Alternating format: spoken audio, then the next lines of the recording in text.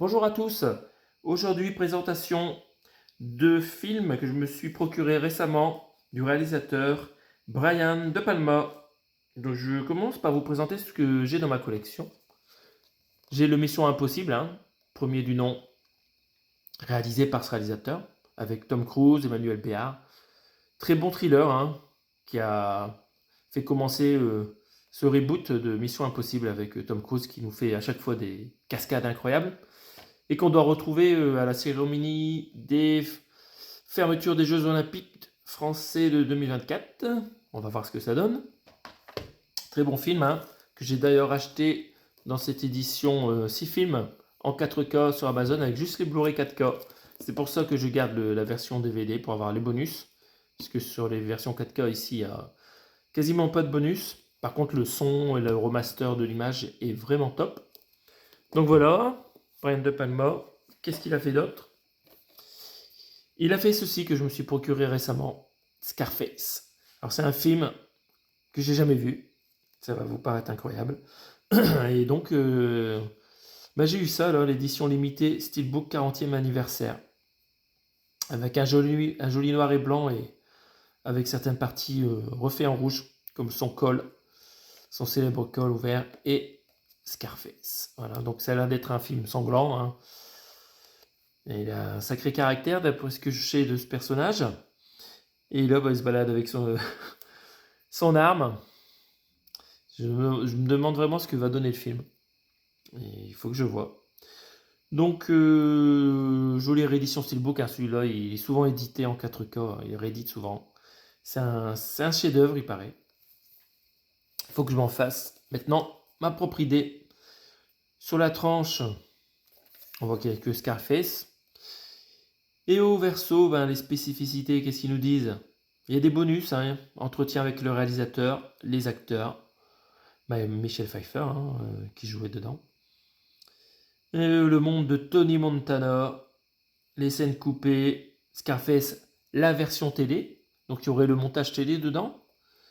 C'est intéressant, ça j'aime bien les montages télé, surtout quand on a les versions 4 tiers, avec plus de détails en haut et en bas. En termes de son, ils nous ont fait un anglais en DTSX, et ils nous proposent d'écouter le film pour les gens qui regardent qu'en doublage, en français 2.0 DTS. Donc moi j'ai maté ça en 4K. Sur le Blu-ray, vous avez aussi le DTS HD Master Audio 7.1 pour les gens qui n'ont pas le DTSX. Le film dure quand même 2h50. Et vous avez pas d'HDR. Je ne vois pas la mention de HDR ni Dolby Vision. Tiens, ça c'est rare maintenant les films qui n'ont pas de HDR. C'est pas grave. Moi j'ai juste le HDR sur ma télé. On va ouvrir ça au cutter. Quelle violence. Hop, sans abîmer le steelbook. Voilà. Juste griffer un peu le carton. C'est pas grave.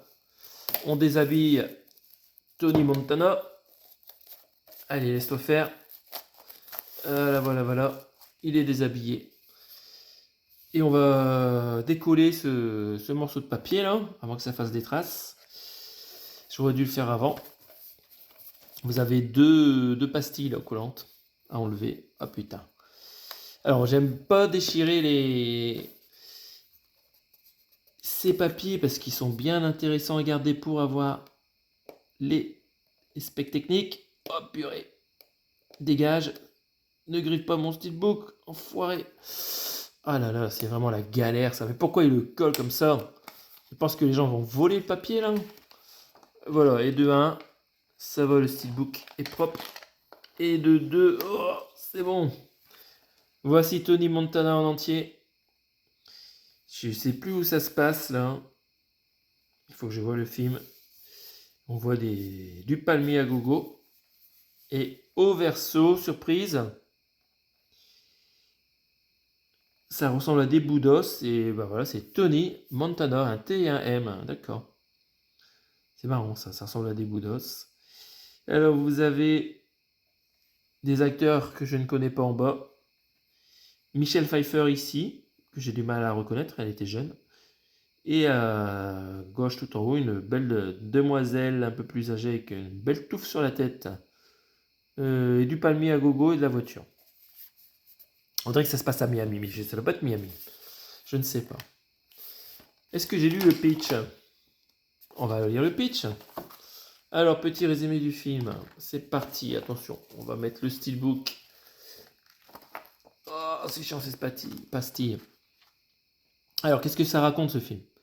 Au printemps 1980, lors de l'exode de Mariel, des milliers de personnes sont arrivées par la mer pour les États-Unis.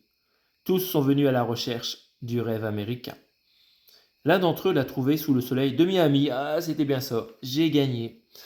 La richesse, le pouvoir et la passion au-delà de ses rêves les plus fous. Il s'appelait Tony Montana. Le monde se souviendra de lui sous un autre nom, Scarface. Est-ce que c'est une histoire vraie? Avec Al Pacino dans la peau de Tony Montana, ok, Michelle Pfeiffer. Ah, c'est Marie-Elisabeth Mastrantonio avec la grosse touffe sur la tête, je pense. Scarface est devenu un véritable phénomène culturel, brillamment réalisé par Brian Palma sur un scénario d'Oliver Stone. Ah, d'accord. Ah, bah ça doit vraiment être du lourd. Très bien, très bien. Bon, voilà, le pitch est lu. C'était bien Miami. Hop. Matons un peu l'intérieur du steelbook s'il veut bien s'ouvrir. Oula, c'est chaud. Là, il y a Tony Montana qui est en colère et qui nous fait une rafale de mitraillette. Nous avons la galette 4K avec une jolie sérigraphie. Oh, elle est connue cette photo-là. On avait ça sur les anciennes éditions, hein, cette photo-là du film. Ok, Tony Montana, après avoir réalisé son travail, hein, on sent qu'il a tué quelqu'un. Hein. Et en Blu-ray, c'est la même chose. On va regarder ce qui se cache. Comme artwork ici. Donc vous avez donc de la voiture, de la demoiselle sur la plage. Ok, ok. C'est sympa. Encore une fois, ils ont choisi du noir et blanc. C'est pas un mauvais choix. Ça rend pas mal. Les sérigraphies identiques, c'est un peu dommage. Ils auraient pu nous trouver deux sérigraphies différentes. Il y a un peu trop de logos aussi là. Hein. 18, 16, 18, 18. Interdit au moins de 12 ans. Il faut quel âge pour regarder ce film là? Parce que ils nous ont mis tous les logos. C'est nul. C'est vraiment nul. Donc voilà, cette petite édition de Scarface que je me suis procuré récemment pour pas cher. Et je vous présente aussi dans la foulée un DVD que j'ai récupéré dans un lot acheté sur Vinted. Donc ça me revient à moins de 50 centimes, hein, ça vraiment ça me revient à rien du tout. Le film Femme Fatale, que j'avais pas dans la collection là, avec Antonio Banderas et Rebecca Romijn Stamos, qu'on a pu voir dans X-Men, par exemple. Donc c'est une édition TF1 vidéo. Et vous retrouverez dans ce film Peter Coyote et qui d'autre Greg Henry, ça me parle pas. Donc on va regarder à quoi ça ressemble cette édition. Donc bon, Femme Fatale, très jolie cover, hein, c'est l'affiche du film ça, hein, avec Rebecca en grand, et on voit Antonio Banderas derrière qui prend des photos, hein, je sais qu'il la suit avant de la rencontrer. On va regarder derrière.